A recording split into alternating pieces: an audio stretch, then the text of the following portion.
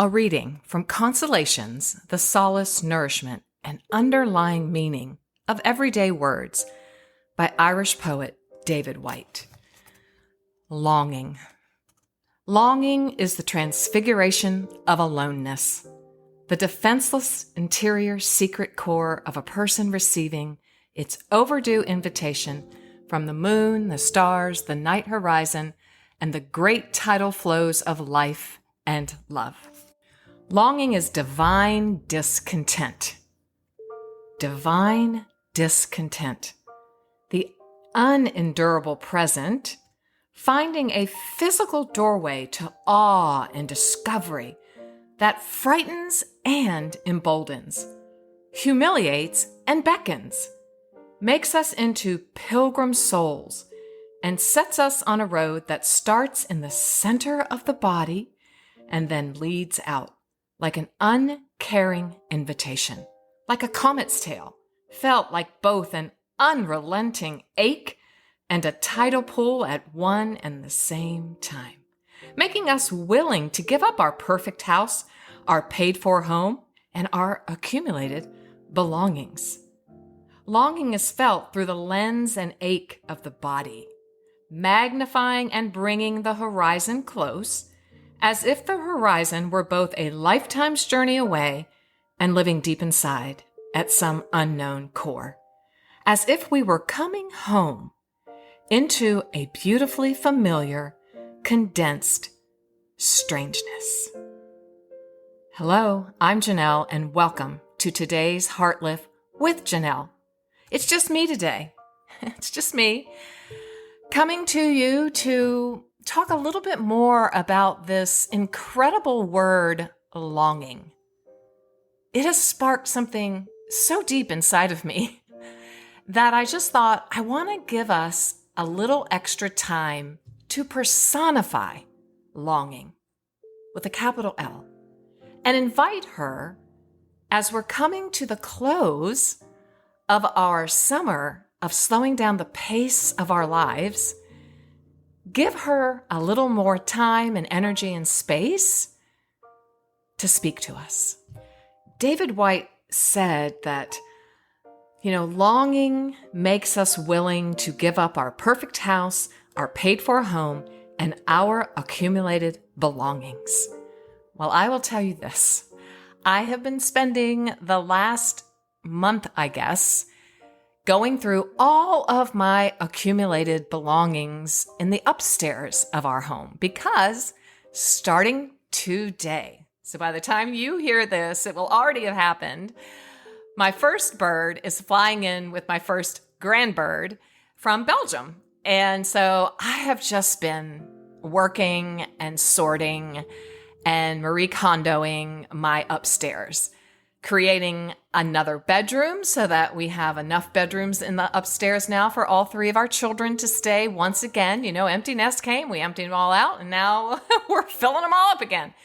Because I think I've said in an earlier episode that Rob and I are kind of settling in that we probably will never move from this house. It's probably going to be where we live out the remainder of our life. So that settling really brought me a lot of comfort, actually.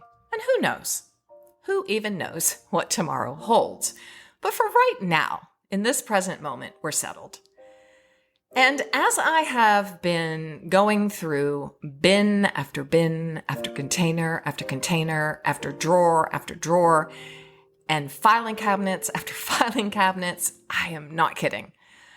I have been shredding papers. I have been in my private practice now for 13 years. And so it's been a time to shred the old that perhaps, need to go. And so I honor my clients. I bought myself a shredder and I shredded it all. And it's been arduous, but it's been freeing. And I know you know that feeling.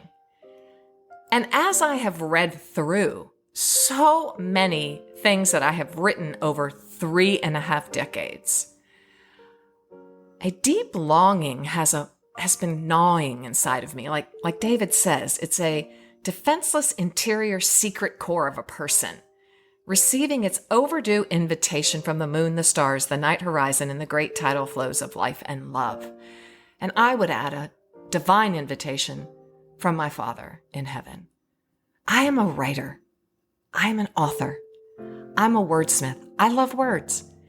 And I have written, so many words in the last 3.5 decades. And I hope in the next 3 decades, I have a lot more to write.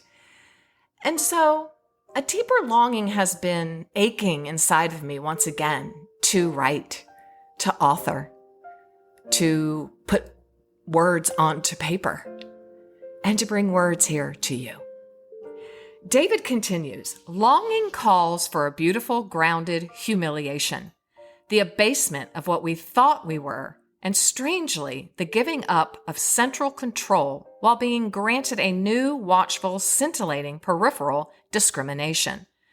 The static, willful, central identity is pierced and wounded, violated and orphaned into its own future, as if set adrift on a tide, like Moses in his floating cradle, bumping along the reeds of the Nile, like a child lost in a panicked, moving crowd, and at times like a creature stunned, gripped, and lifted by a passing hawk. Longing has its own secret, future destination. Oh, that makes me so expectant. And its own seasonal emergence from within, a ripening from the core, a seed growing in our own bodies. It is as if we are put into a relationship with an enormous distance inside us, leading back to some unknown origin with its own secret timing, indifferent to our wills, and gifted at the same time with an intimate sense of proximity to a lover, to a future, to a transformation, to a life we want for ourselves, and to the beauty of the sky and the ground that surrounds us. What are you longing for, Heartlifter?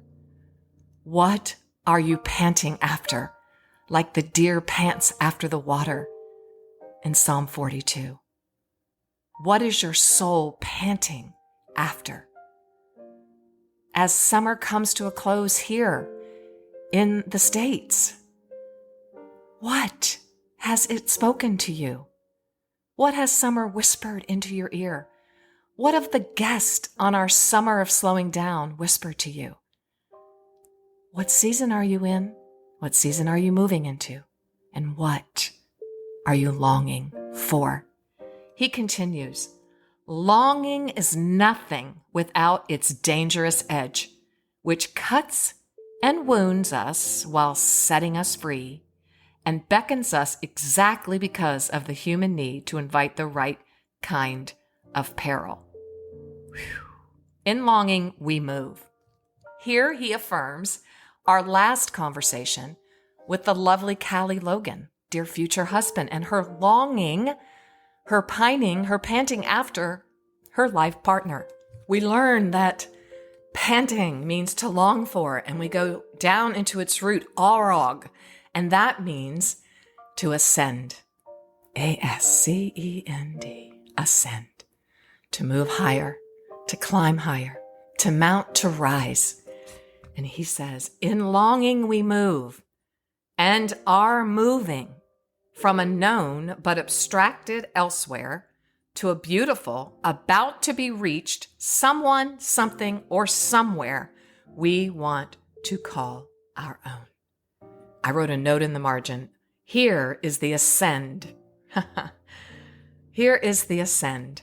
Moving upward, climbing higher, reaching for the divine. Longing invites a curiosity. And as David said earlier, longing has its own secret destination. We're longing for something, right? We're hoping, we're panting. What is it?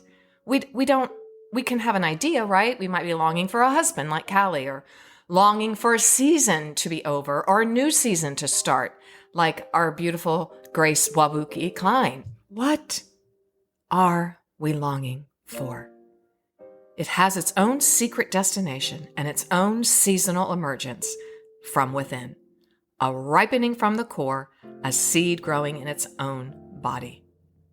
It is as if we are put in a relationship with an enormous distance inside us, leading back to some unknown origin with its own secret timing. I just love that. I love that so much.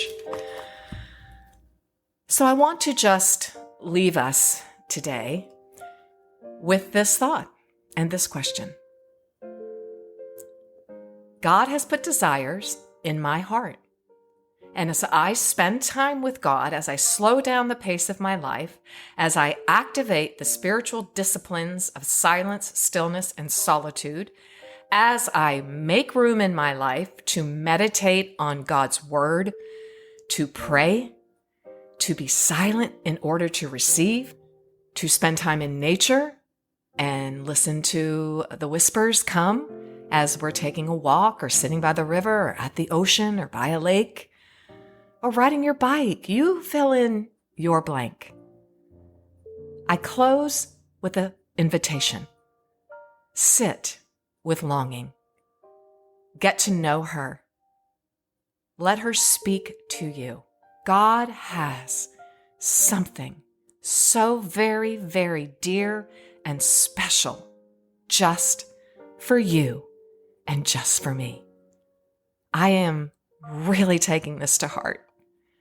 It's been a beautiful, beautiful summer of slowing down the pace. I have loved every minute of it and plan to continue slowing down my pace and really seeking God with all of my heart in a way that I never have. My children are all flying in, as I said in the beginning, so I'm going to take a little break. Mother Bird here is needing a break. And so stay tuned. I will be praying over what is to come, what movements, and I'm listening for longing to direct me and guide me and emerge from my deepest core. And so I will see you in mid-September, more than likely, maybe earlier, who even knows. But in the meantime, review our summer episodes, listen to the prompts, go to my blog, janellreardon.com/blog or /podcast, and review the show notes, review the prompts. Look at maybe some of the videos that you didn't have time to look at. Revisit those things that you said to yourself at the time that you were listening. I need to listen to that again, and maybe even again, and take notes. Last weekend, I spent some time filling my journal, answering those prompts, and looking at the videos. I do that for you, and I do it for me. So have a rest. Make some room for you. And I'll see you in September.